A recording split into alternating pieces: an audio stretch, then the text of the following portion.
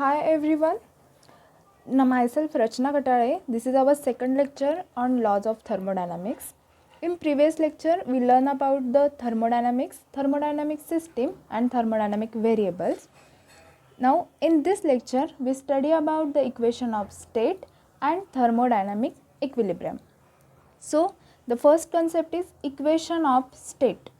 Okay, we already know about the thermodynamics variables. We study about it in previous lecture.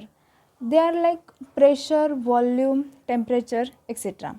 So if we consider a mass of a gas, their volume, pressure and temperature are related to each other, and the equation which gives the relation between pressure, volume and temperature of a gas is called as equation of state for the gas. So the equation of state for the ideal gas is PV is equal to nRT, and the equation of state for real gas is P plus A out divided by V square, V minus B is equal to nRT. So the equation of state for an ideal gas is PV is equal to nRT, where N is the number of moles of gas and R is the universal gas constant, which value is equal to 8.314 joule per mole. So for 1 gram of molecule, obviously N, the value of number of moles of the gas, N is equal to 1. Then equation 1 becomes PV is equal to RT.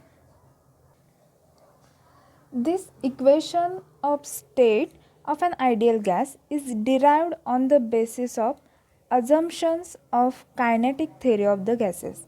So, the two assumptions of kinetic theory of the gases for ideal gas are: first is the size of molecules are infinitesimally small, and the second one is the molecules of gas do not attract each other. Means size is very small and molecules of a gas can't attract each other. But the molecules of real gases having the finite size and they attract one another. Taking into account these two facts, scientist van der Waals derived the equation of state for real gases, which is P plus A by V square, V minus B is equal to nRT, which is our third equation, where A and B are the small positive constants. A is related to average force of attraction between the molecules and B is related to total volume of the gas. So this equation is for real gases. So we get the two equations. One is for ideal gas, which is equal to PV is equal to nRT, and one is for real gas, which is P plus A by V square, V minus B is equal to nRT. So this is our equation of states. The next concept is thermodynamic equilibrium. First of all, we consider a water bottle filled with hot water. Water bottle acts as a system. Outside area of the water bottle is surrounding, and temperature, pressure, volume, etc. are the variables. At the first, the water is hot, but after some time it reaches at normal condition. Means that the temperature, pressure and volume of the water bottle have same values at all points, and it does not change with time. When this happens, the system is said to be in thermodynamic equilibrium. But it happens when the system is in three equilibriums, which is mechanical equilibrium, thermal equilibrium and chemical equilibrium. When these three equilibriums takes place in a system, the system is said to be in thermodynamic equilibrium. Now let's understand these three equilibriums. First one is mechanical equilibrium. Consider a system. These are the molecules of the system and the surrounding. Okay. Then if there is no unbalanced force between any two molecules of the system or between the system and the surrounding, then this is said to be in mechanical equilibrium. In mechanical equilibrium, there are two situations. First is unbalanced forces exist inside the system, means between the two molecules of the system inside the system, and second one is unbalanced forces exist system and surrounding. System and surrounding, when unbalanced force between system and the surrounding.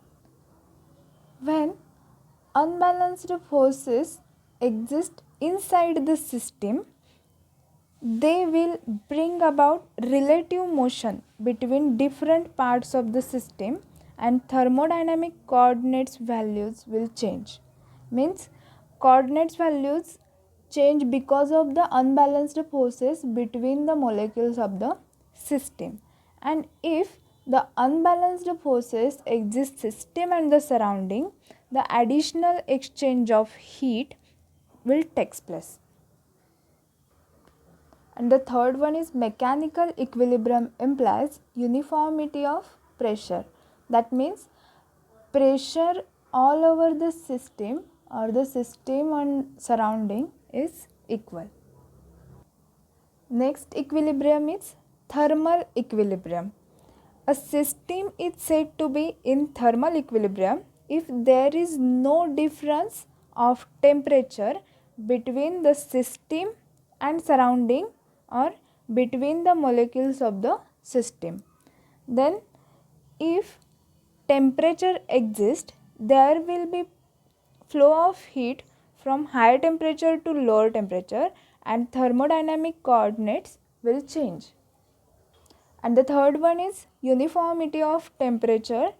Thermal equilibrium refers to uniformity of temperature, means the system and surrounding having equal temperature or the molecules of the system having the equal temperature. Then the last equilibrium is chemical equilibrium. A system is said to be in chemical equilibrium when the composition of system remains fixed and definite. In this equilibrium, the system does not change internal structure or there is no transfer of matter from one part of the system to the another part of the system. So this is the chemical equilibrium. Then chemical equilibrium refers to constancy of composition, means the composition of the system does not change at any time. This is the three equilibriums: thermal equilibrium, chemical equilibrium and mechanical equilibrium. If any one of the equilibria from mechanical equilibrium, thermal equilibrium or chemical equilibrium, any one of this equilibrium is disturbed, the system no longer remains in the thermodynamic equilibrium. Means in a system there exists a mechanical equilibrium, chemical equilibrium and thermal equilibrium, then this system is said to be in thermodynamic equilibrium. Okay, thank you.